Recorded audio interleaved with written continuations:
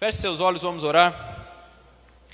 Amado Jesus, estamos aqui nesta noite, nesta semana em que lembramos um pouco da Tua vinda aqui na terra, Senhor Jesus. Nessa semana em que memoramos um pouco a Tua morte, a Tua ressurreição, Senhor Jesus.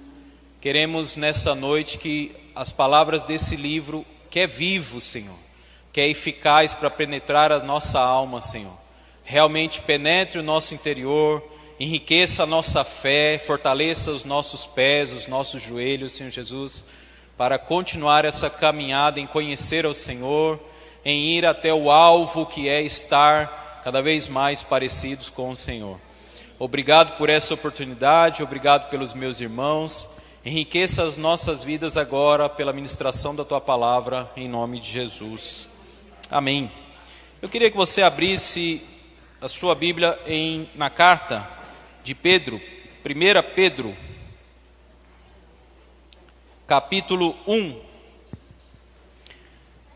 Durante essa semana, nós memoramos um pouco a Páscoa. Se você é daqueles de rede social, com certeza você viu algum bannerzinho com uma cruz, algum bannerzinho falando da morte de Jesus, algum status, banha mesmo, milhares de status. E isso é muito bom, é bom nós lembrarmos do sacrifício de Jesus. Em certo sentido, nós fazemos isso todas as vezes que sentamos à mesa para cear. Foi uma ordem dele, todas as vezes que vocês fizerem isso, façam isso em memória de mim. Todas as vezes que vocês partirem o pão e tomarem do cálice, fazer isso em memória de mim até que eu volte, até que eu venha e tome este cálice novamente com vocês. Então é desejo do Senhor que, claro, não somente durante a Páscoa tão falada, nós venhamos a lembrar do que o Senhor fez por nós. Nós cantamos aqui. Nas duas canções nós mencionamos isso.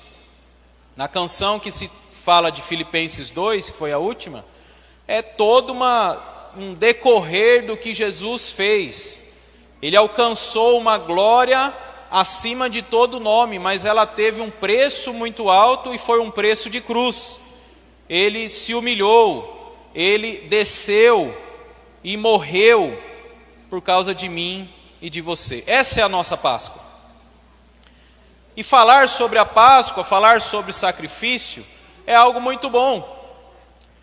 O problema é quando a fala, quando a memória só é sazonal, só é deste período, só é de agora. Nós precisamos lembrar todos os dias, e não só lembrar, mas incentivar uns aos outros a respeito da fé do Filho de Deus que morreu numa cruz pelos nossos pecados e ressuscitou vencendo a morte para a glória eterna. Porque isso é que proporcionou a nossa entrada, o nosso acesso. É isso que fez com que eu e você pudesse estar, por exemplo, aqui nesta noite, podendo conversar com Jesus, podendo estar próximo dele. A Páscoa nada mais é do que aquele evento no Egito em que o anjo da morte iria visitar o Egito e os israelitas, os hebreus ali, mataram um cordeiro e passaram sangue no umbral das portas, no batente das portas. Eu sempre confundo como é que chama aqui. Eu sempre falo umbral porque para mim faz mais sentido. É batente, umbral? E quando esse anjo passaria pelaquela porta banhada de sangue, quando ele passasse e visse aquela porta revestida deste sangue, ele pularia aquela casa. O sentido da Páscoa é esse. Páscoa significa pular.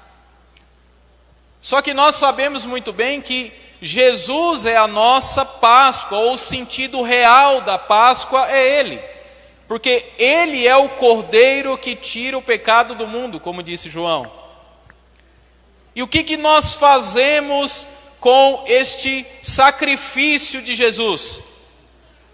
Nós nos lambuzamos dele, nós nos revestimos dele, nós nos mergulhamos nele, nós ficamos todos revestidos do sangue de Jesus, para que, quando chegar a sua hora de ser julgado, pule você.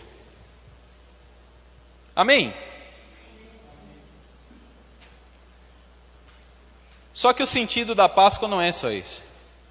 Porque se fosse só isso, todos nós estaríamos aqui por medo de Jesus, por medo de Deus, por medo de pagar um preço quando o anjo viesse. Mas Ele fez uma aliança conosco por meio deste mesmo sangue, e nos introduziu na sua família, nos introduziu no seu plano, no seu reino, na sua vontade, nos introduziu para caminharmos com Ele, para estarmos o tempo todo junto com Ele. E é sobre isso que eu quero falar. Jesus ressuscitou e está andando com você. Nós precisamos crer nisso constantemente. Nossa irmã começou a falar das dificuldades, e todos nós sabemos que temos dificuldades. A carta que Pedro escreveu, nos versos que vamos ler, fala sobre essas dificuldades. Mas nós precisamos nos agarrar na certeza de que não importa o que aconteça, o Jesus que ressuscitou, não é só um fato que Ele ressuscitou, como alguém que ressuscitou e continuou a sua vida comum. Ele está presente hoje em cada um de nós. Ele pode ser tocado, ouvido, nós podemos conversar com Ele. Não é um Jesus alegórico, não é um Jesus só histórico, mas é um Jesus real, vivo, atuante, agora aqui em cada um de nós. Quem consegue sentir a vida de Jesus aí? Quem consegue provar que Jesus está vivo por meio da experiência pessoal, da vida dele real ao seu lado? Não é só saber que Ele ressuscitou, não é só crer que Ele ressuscitou, mas é experimentar da realidade dessa ressurreição, com Ele participando da sua vida. Hoje eu estava pensando muito nisso, de tarde.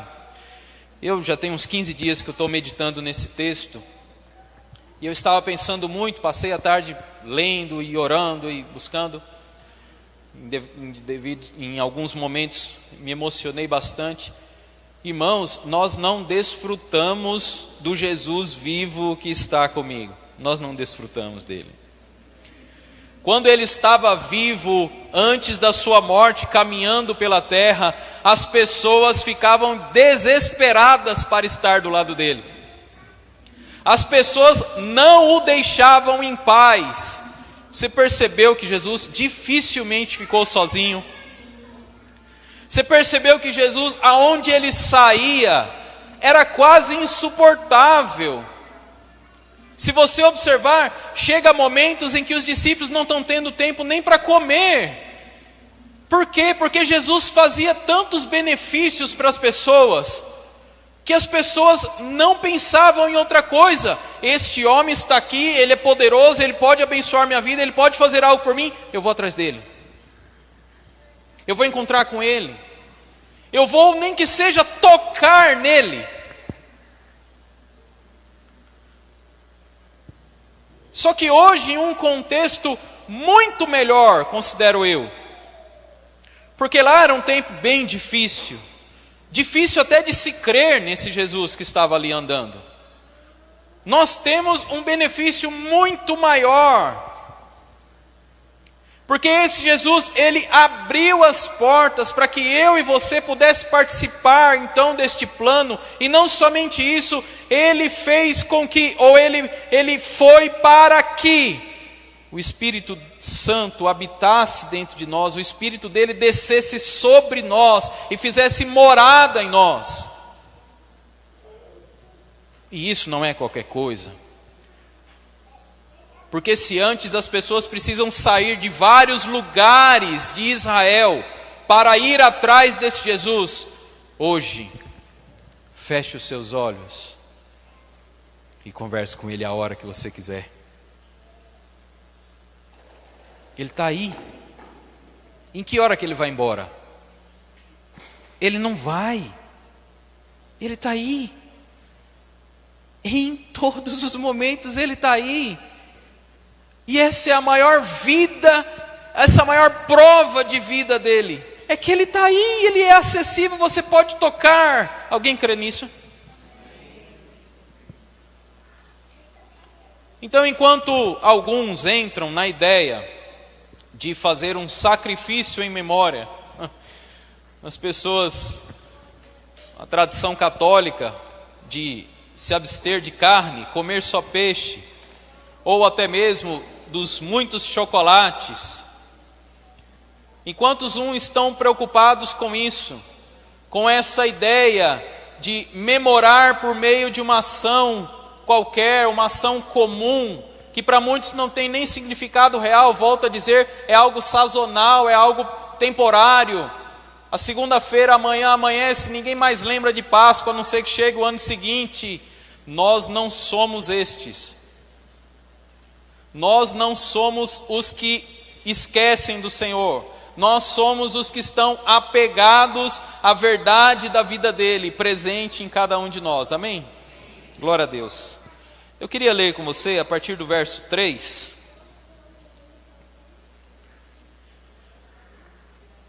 Pedro vai falar um pouco sobre isso. Aliás, a carta de Pedro é uma carta escrita para os irmãos da Ásia Menor. Se você ler os primeiros 2 versos, eu não vou fazer, não pretendo me demorar muito. Mas Pedro está escrevendo a irmãos que estão passando por grandes dificuldades. Aliás, todo o contexto do Novo Testamento, a irmã falou sobre dificuldades, Pedro vai falar sobre dificuldades. Irmão, você consegue perceber que a sua Bíblia toda é narrada em cima de dificuldades? Em cima de pessoas que passaram apertos, às vezes apertos muito maiores do que o nosso. Pessoas que, para seguir a Deus, para honrar a Deus, para obedecer a Deus, pagaram muito preço para isso. Ou seja, houve grandes sacrifícios pessoais, de famílias, para andarem naquilo que Jesus queria, ou para andar naquilo que Deus chamou.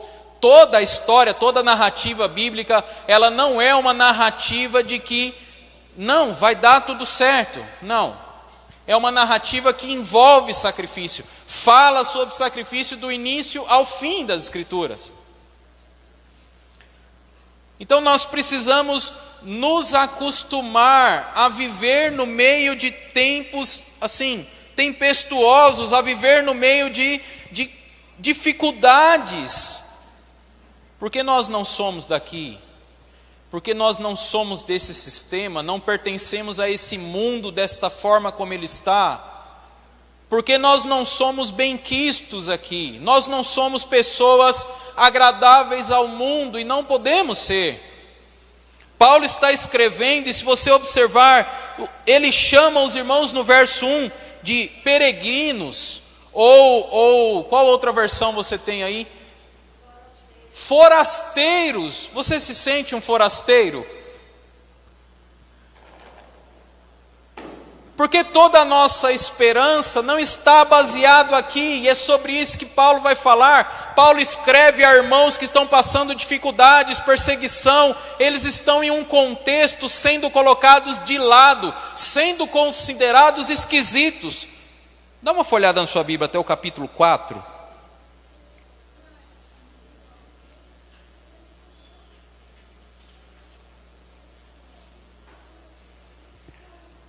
Olha para quem ele está escrevendo. Olha o tipo de irmão qual ele está falando. Olha o que estava acontecendo com esses irmãos naquele contexto. Esses irmãos que moram aí nessa faixa, são vários países, vamos considerar assim, ou várias regiões da Ásia Menor. Eles estão passando por muitas dificuldades e sendo considerados como pessoas estranhas. Por quê? Porque eles não estavam mais assim, se ajustando aos padrões daquelas pessoas. Eles não estavam mais agindo conforme as pessoas daquele lugar. Nós estamos falando da onde hoje é a atual Turquia. E esta região era governada pelo Império Romano.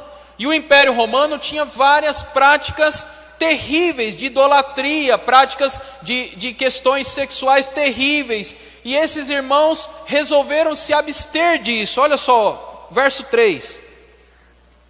Lembra, é uma carta, meu irmão, e tem hora que faz bem você ler como uma carta, você pegar o texto e não só querer de fato extrair toda a questão espiritual, mas é importante você entender a história, o que estava acontecendo realmente com aqueles irmãos. Então esta é uma carta de Pedro, que percorreu por várias cidades com esse recado.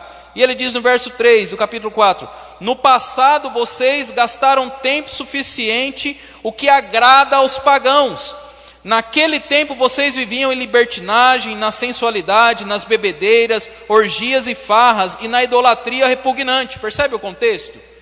Esse contexto era o contexto real que eles viviam. O lugar onde eles viviam estava recheado desse tipo de prática. E olha o que ele continua dizendo: eles acham estranho que vocês não se lancem com eles na mesma torrente de imoralidade, e por isso os insultam. Eles começaram a ser pessoas esquisitas, pessoas que já não se pareciam mais com aquelas pessoas que viviam na região. E isso, meus irmãos, naquela época, porque hoje é um pouco mais difícil, você é considerado um esquisito. Talvez você não estar em casa assistindo futebol uma hora dessa, ou não estar, sei lá, fazendo qualquer coisa que não seja estar num lugar como esse, você é um esquisito. Você está fazendo o que aqui? Por que você saiu de sua casa? Para me ouvir pregar? Para ouvir os irmãos cantar? Não, você saiu para cultuar Jesus, mas Jesus é aquele que morreu na cruz há mais de 2000 anos atrás, e você precisa prestar um culto a Ele, então você é um estranho. Não parece uma coisa muito sensata para as pessoas do mundo a sua fé, a sua crença, aquilo que você declara nesta noite aqui, não parece uma coisa muito sensata para algumas pessoas aqui, irmãos. Quão mais louco nós estaremos por causa dessa fé? O quão mais louco precisamos estar, ao ponto de ser insultados, ao ponto de serem rejeitados. Então é este o contexto a qual Paulo está escrevendo a esses irmãos. E a ideia aqui não é exortar que eles fiquem mais esquisitos, como se fosse uma coisa forçada. É fortalecer a fé naquilo que eles já têm, para que eles continuem a caminhada. A Bíblia não promete que você vai ser livre de toda e qualquer intempérie, livre de toda tribulação e dificuldade. A diferença é quem está andando com você nesse momento. Jesus ressuscitou e Ele está aí, amém? Então verso 3, Paulo diz o seguinte, vamos calmamente, eu não sei até onde eu consigo ir, mas a gente vai devagar aí. Bendito seja o Deus e Pai de nosso Senhor Jesus Cristo. Nós já falamos um pouco aqui, em uma outra ocasião, eu preguei para vocês, sobre o quanto é importante nós fazermos declarações a Jesus. A Bíblia é recheada de declarações, e o que Pedro está falando aqui, bendito, eu falei Paulo, porque Paulo em Efésios 2 vai falar a mesma coisa, né? Em Efésios 1, verso 3 também, bendito Deus Pai de nosso Senhor Jesus Cristo. O que Pedro está incentivando aqui é, bendiga ao Senhor. Os salmos estão cheios disso. Nós precisamos elogiar Jesus, nós precisamos falar bem dele o tempo todo. Por quê? Porque ele é muito bom, porque ele é real e ele é merecedor de ser glorificado, de ser adorado, de ser exaltado. Ele é merecedor de todo louvor. E nós precisamos adquirir práticas de louvar o nome dele constantemente, de exaltar o nome dele. É interessante você pegar a carta de Pedro toda, do capítulo 1 ao 5, e colocar a oração do Pai Nosso do lado, Uma hora você faz esse teste para você ver. A oração do Pai Nosso está toda contida nos 5 capítulos de 1 Pedro. Então, a intenção de Pedro aqui, no começo dessa carta, é a mesma intenção da oração do Pai Nosso. Santificado seja o teu nome, bendito seja o teu nome, bendito seja em nosso meio, exaltado seja o teu nome em nosso meio. Tu és digno, Senhor Jesus, de ouvir louvor dos meus lábios, porque o Senhor é merecedor de tudo isso. E quando ele fala bendito o Deus e Pai de nosso Senhor Jesus Cristo, percebe que ele dá uma ênfase grande. Ele podia falar só bendito seja o Senhor Jesus Cristo, mas ele coloca o Pai, aquele que planejou, aquele que arquitetou todo o processo, na frase, para dar uma ênfase muito grande. É o Deus do Jesus, é o Pai de Jesus a quem nós estamos exaltando aqui. Nós precisamos, irmãos, lembrar do que Jesus fez. Eu preguei isso aqui há 15 dias atrás, para que isso brote louvor dos nossos lábios. Lembrar da ressurreição não é para outra coisa senão exaltar aquele que vive, que está presente ao nosso lado. Exaltar de maneira natural, não como uma formalidade, não como uma programação de uma data específica, mas como uma coisa real, porque Ele é real, como uma coisa viva e natural, porque Ele é isso para nós.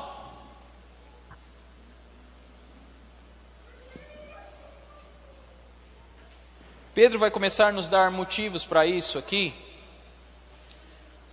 motivos firmes, permanentes, convicção de que você tem isso na sua vida, e por isso você deve bendizer o nome do Senhor. Ele continua dizendo assim, conforme, no verso 1 ainda, conforme a sua grande misericórdia, Ele nos regenerou para uma esperança viva. Ele nos deu uma nova vida, uma novidade de vida, um novo modo de viver. Nós passamos a ter agora uma qualidade de vida, uma vida muito melhor, uma vida incomparável. Quem eras tu?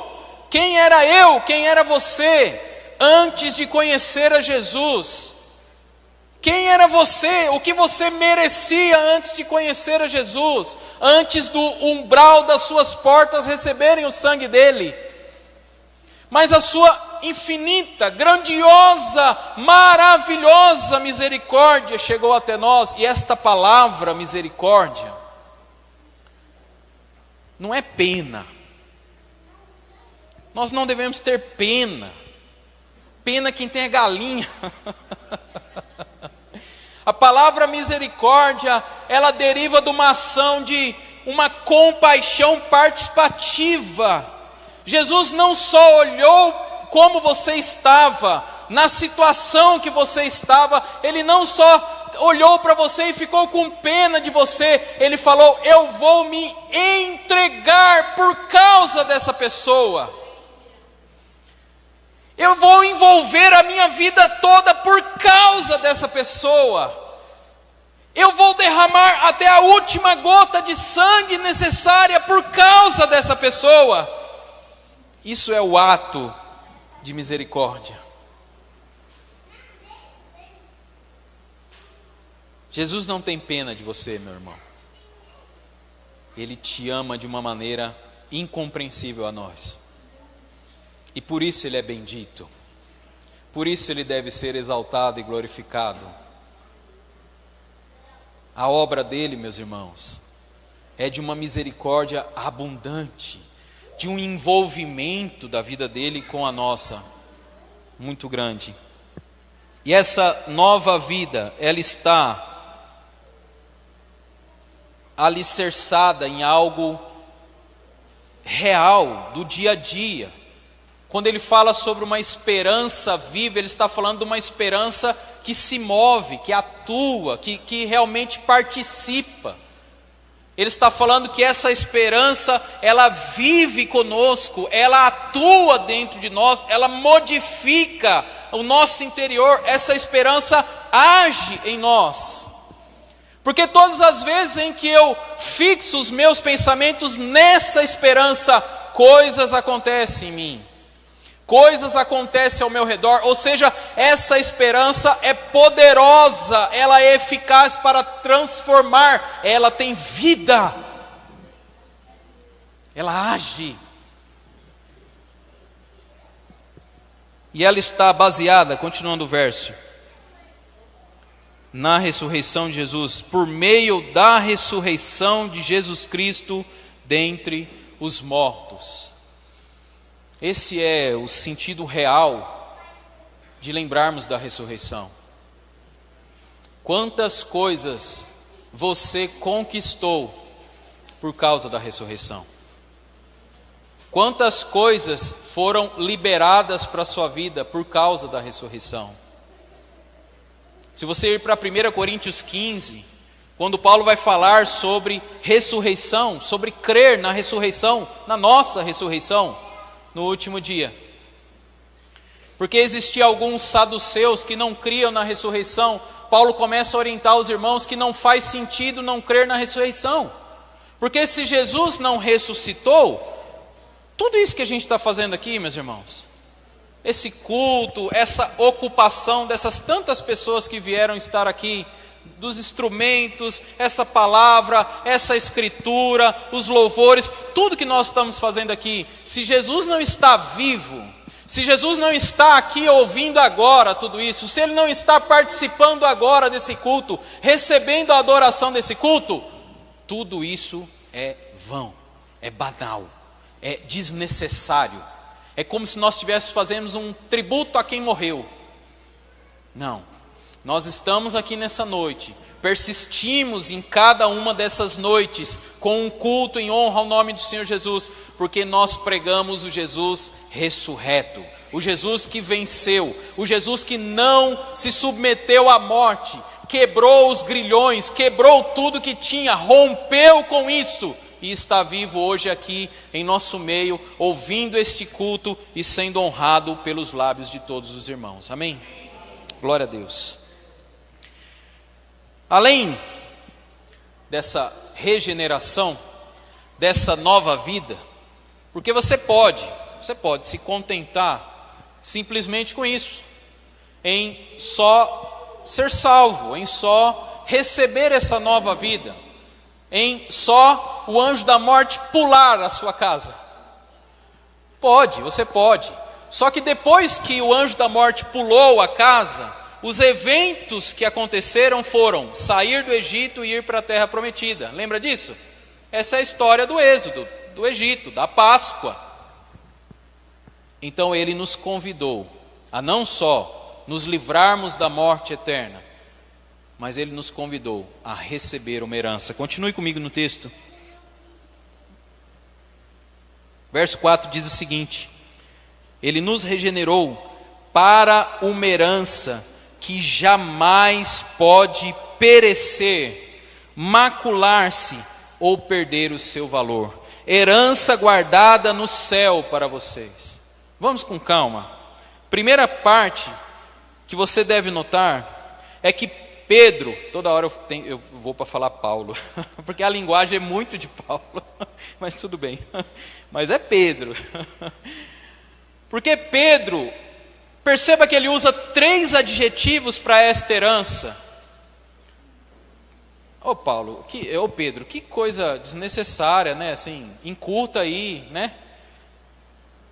Todos os 3 adjetivos são adjetivos de negação. Todos os 3 adjetivos são os adjetivos de negação.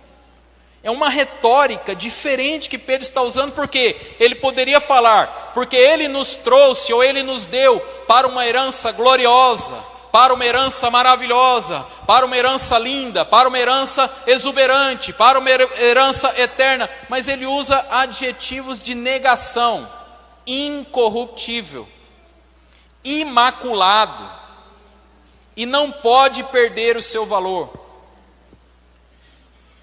o que Pedro está falando aqui, o que ele está dando a ênfase aos irmãos, é principalmente no contexto dos irmãos que estão extremamente desorientados pela situação que estão vivendo, perdendo tudo, porque se você começa a mostrar sinais de que você não é uma pessoa comum no meio qual você vive, se você começa a mostrar sinais de que você é meio esquisito, você não gosta de participar daquilo que é comum a todos, ou você vai ser considerado um maluco e vai ser colocado de lado.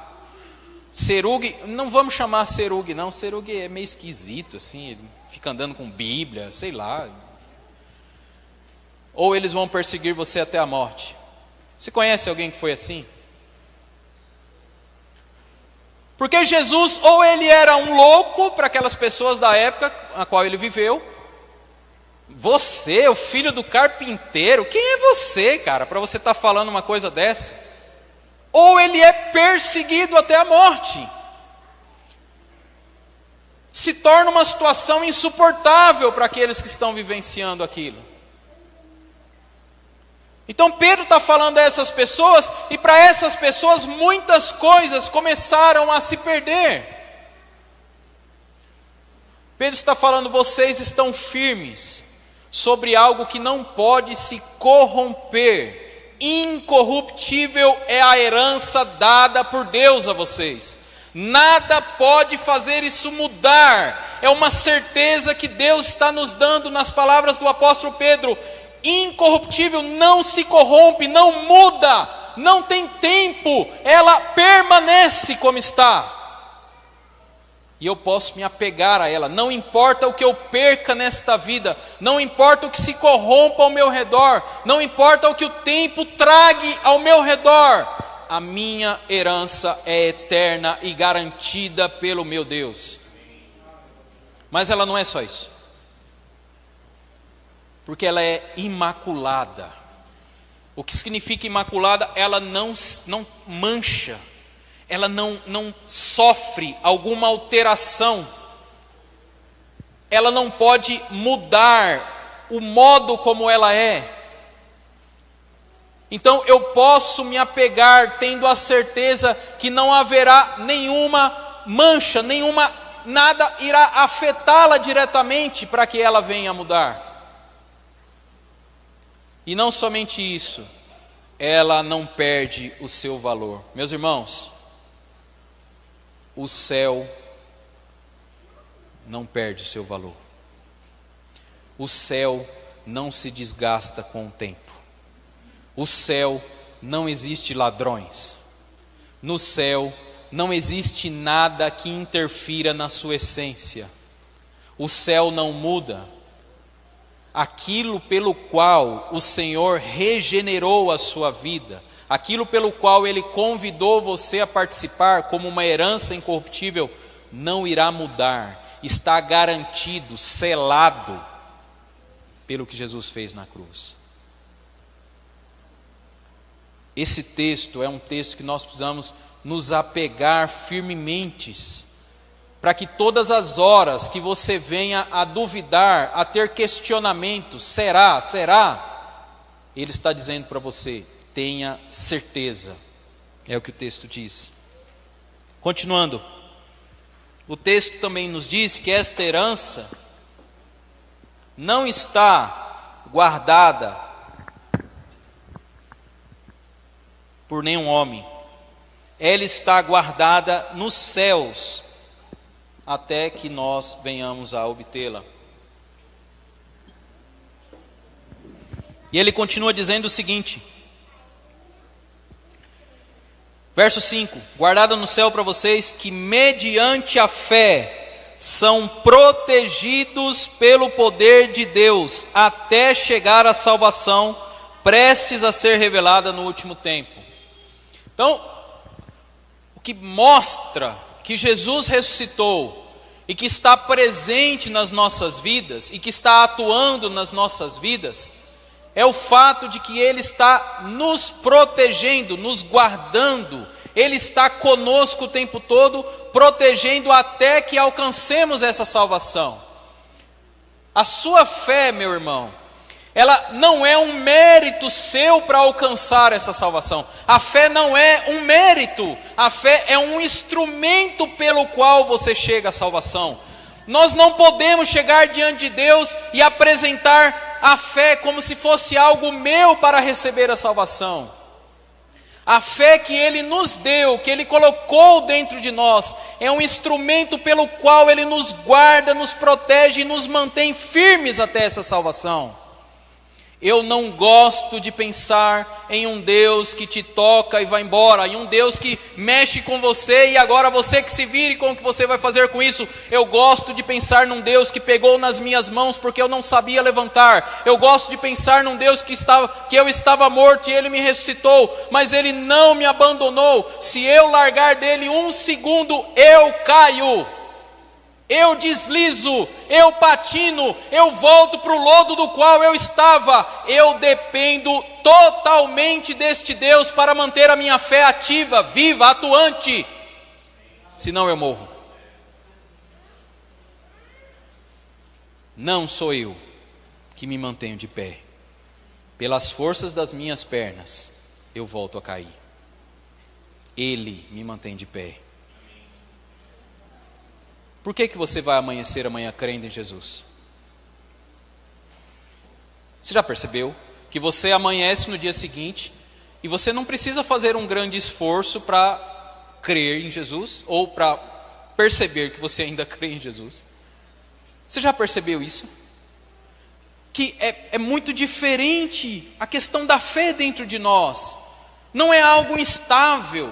O que é estável é as nossas circunstâncias, as situações ao nosso redor, e isso de fato abala em certo sentido a nossa fé, e isso em certo sentido abala na forma de que eu não estou tão firme hoje, eu estou meio abalado pelo aquilo que está acontecendo. Mas quem que mantém você assim, nesta fé? Por que você está aqui há tantos anos vindo nesses cultos? Por que você vai permanecer muitos anos ainda vindo nesses cultos? Por que no seu coração existe uma certeza de que você está fazendo a coisa certa vindo aqui? Por que no seu coração existe algo que comprova que essa escritura é real? Da onde saiu isso? Da onde você inventou isso? O que mostra de fato que isso aqui é real? O que prova que esse Deus que você tem é real?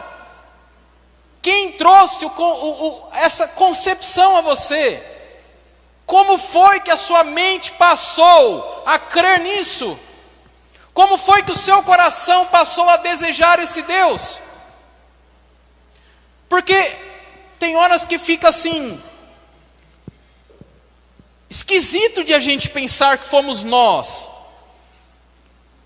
Pela minha própria vontade, meus irmãos, sem o agir poderoso do Espírito Santo em mim, eu não estaria aqui agora. Eu não permaneceria nessa fé. O que me faz crer que Deus entortou a minha cara para essa irmã passar no exame médico? E realmente foi isso que aconteceu. Eu falei, algumas pessoas não sabem, né? Mas ela falou que ela recebeu o CRM, né? É CRM. Ela teve que fazer uma prova prática de medicina para provar que ela tem condições de ser médica. Um tempo antes dessa prova, eu tive uma paralisia parcial da face. Parou assim um lado da face, eu fiquei muitos dias internado e tal. Foi bastante tribulação nesses dias. E aí eu procurei ela e Michael na época, fui na casa deles, eles começaram a me instruir e tudo mais. Pronto, a prova dela foi sobre paralisia facial. E ela aproveitou o momento que eu estava com paralisia, ela não sabia que ia ser paralisia facial, mas ela aproveitou a minha situação e começou a estudar paralisia facial. Os propósitos de Deus a gente nunca entende. O porquê você está aqui, o porquê você permanece. Tem alguns em nosso meio que já teve motivos de desistir. De várias formas. Chegou situações ao ponto de dizer, rapaz, eu não quero isso mais não. E por que você está aqui, meu irmão? E por que você é tão teimoso assim, meu irmão? Irmãos, precisamos crer no Deus que morreu, que ressuscitou, que está vivo e que mantém a minha fé ativa, viva, eficaz, atuando em meio a qualquer situação. A minha fé vem de Deus, Ele me deu, Ele mantém, e Ele perseverará ela até o fim, Ele preservará ela até o fim, atuante em minha vida. Eu não posso crer em outra coisa, eu não posso pensar em outra coisa. E ele continua dizendo o seguinte, verso 6, nisso vocês exultam. A palavra exultam, eu não sei como está na sua versão, mas nisso vocês se alegram, mas não é uma simples alegria. É como se fosse uma alegria de pular, uma alegria assim, extravagante, é uma coisa assim que você nem consegue dizer o que é. De tão alegre que a pessoa sente, ou seja, os irmãos, em cima desta verdade, da regeneração por meio da morte e ressurreição de Jesus, por meio dessa herança que eles receberam, da proteção do Senhor, eles pulam de alegria. Em meio às dificuldades, eles exultam de alegria. Mas tem dificuldades. Continua no texto. Verso 6. Nisso vocês exultam, ainda que agora, por um pouco de tempo, devam ser entristecidos por todo tipo de provação. A minha Bíblia fala disso. A sua Bíblia fala disso. Gente, como que Noé passou os dias dele? Como foi que Noé passou os dias dele? 100 anos, possivelmente, porque tem gente que fala que isso está na Bíblia, mas não está, viu? Talvez eu vou decepcionar você. Possivelmente sendo chamado de louco. Isso não existe na Bíblia, viu, gente? Não existe na Bíblia ninguém chamando Noé de louco. Isso foi uma dedução das pessoas da época, porque nunca havia chovido sobre a terra e o cara estava construindo um barco. É uma dedução. Você vai achar o que desse cara? É um maluco, né? Mas isso não existe. Mas possivelmente ele era o grande esquisito da geração dele. Recanteado, colocado de lado. Noé, esse aí já foi, infelizmente. Pior que está levando a família toda, os filhos, está todo mundo. Que loucura é essa, gente? E ele passou pela grande tribulação da vida dele, navegando sobre ela. Não importa o tamanho das águas que subam na terra, importa quem está comigo no barco. Como foi a vida de José? Tranquila, calminha? Ô, vidinha boa, né? Porque a gente só lê José, governador do Egito, não é assim? As historinhas contam só a parte de José, governador do Egito, é isso? Ou a gente foca só no José que conquistou o Egito, que tinha o anel, humilhado pelos irmãos de sangue, da casa, vendido como escravo. Não só vendido como escravo, ele chega como escravo, depois ele é preso, esquecido dentro da prisão. É ou não é? Lembra da história ou não? Mas Deus tinha um propósito.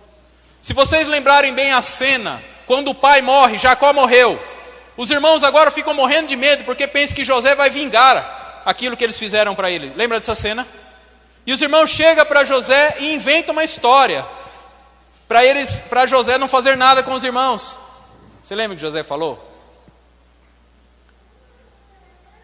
O que aconteceu comigo foi plano de Deus.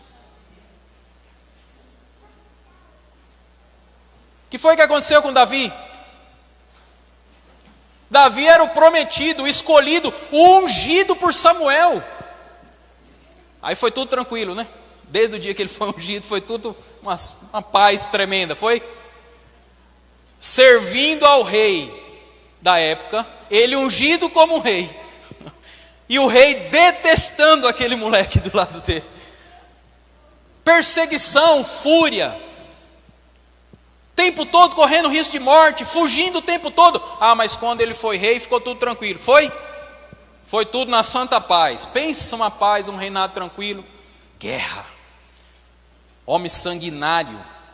Quando ele pensava que as coisas estavam se ajeitando, o próprio filho. Tem que fugir do filho. É tranquilo para você, mas era o homem escolhido por Deus para ser rei sobre a nação dele na terra. Então o que Pedro está falando para os irmãos, ele só está incentivando, vocês vão passar dificuldades, existe muita dificuldade aí no caminho, mas fica tranquilo que isso é um breve momento de tempo de entristecimento da sua vida. Breve alegria vai surgir. Que nós podemos falar de Daniel. Daniel, o braço direito do rei Nabucodonosor. Daniel, o homem de confiança do rei, foi jogado na cova dos leões. Gente, perceba, Deus não impediu de Daniel cair na cova dos leões. Deus só amansou os leões para ele. Deus só fechou a boca do leão. Então você passa por dificuldades, você passa por situações que a intenção é a que Pedro vai falar agora.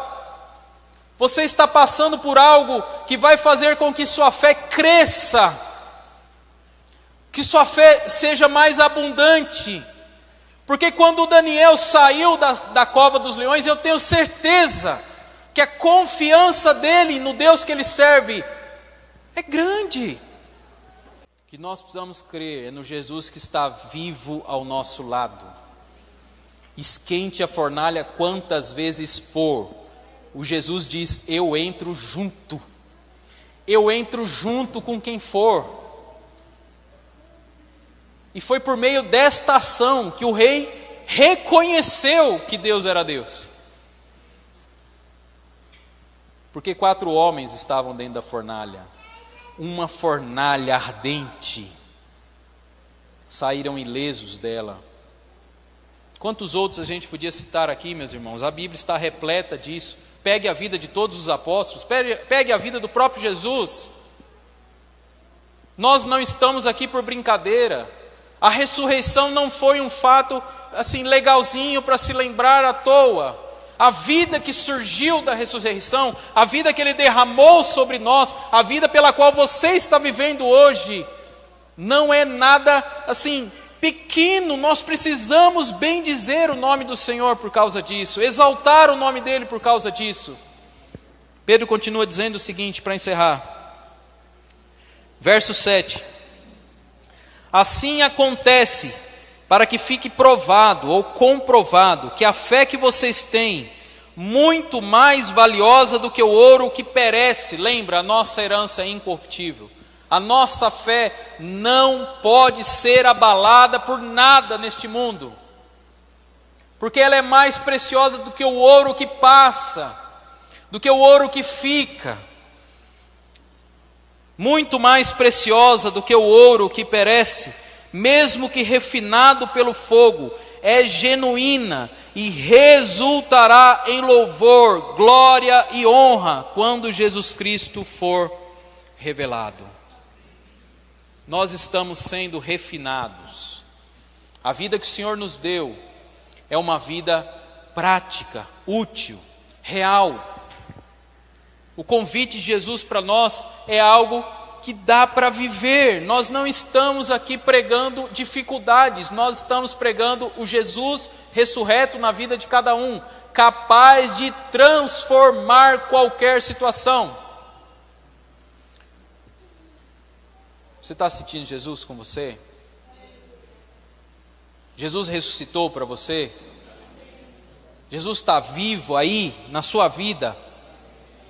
Está aparecendo Ele? Está dando para ver Ele aí? Não importa onde você está, o que você está fazendo, o que está acontecendo com sua vida, você consegue sentir Jesus aí? Ele está aí. Ele está do seu lado, vivo, atuante, confia, se agarra, se apoia. Ande nesta verdade do Jesus que ressuscitou. Ande na verdade, na certeza de que Ele é real. Não ache que você está falando com vento quando você está orando. Não ache que você está fazendo alguma coisa para Deus e é à toa. Não ache que os sacrifícios que você tem feito em louvor, em honra ao nome do Senhor Jesus, é algo ao vento, a ninguém. É uma bobagem, é algo louco, maluco de se fazer. O que o Senhor quer com você é que você experimente da vida dEle cada vez mais. É que você desfrute da vida dEle cada vez mais. É que você vá além nesta fé, segurar isso como o maior tesouro que eu recebi. E não importa o que aconteça, vocês podem estar diante da morte, a vida eterna é aquilo que está reservado para cada um de nós. Amém? Que Jesus abençoe você, que essa data nunca passe, que essa memória nunca acabe e que a glória nunca saia dos seus lábios para a glória do Senhor. Amém?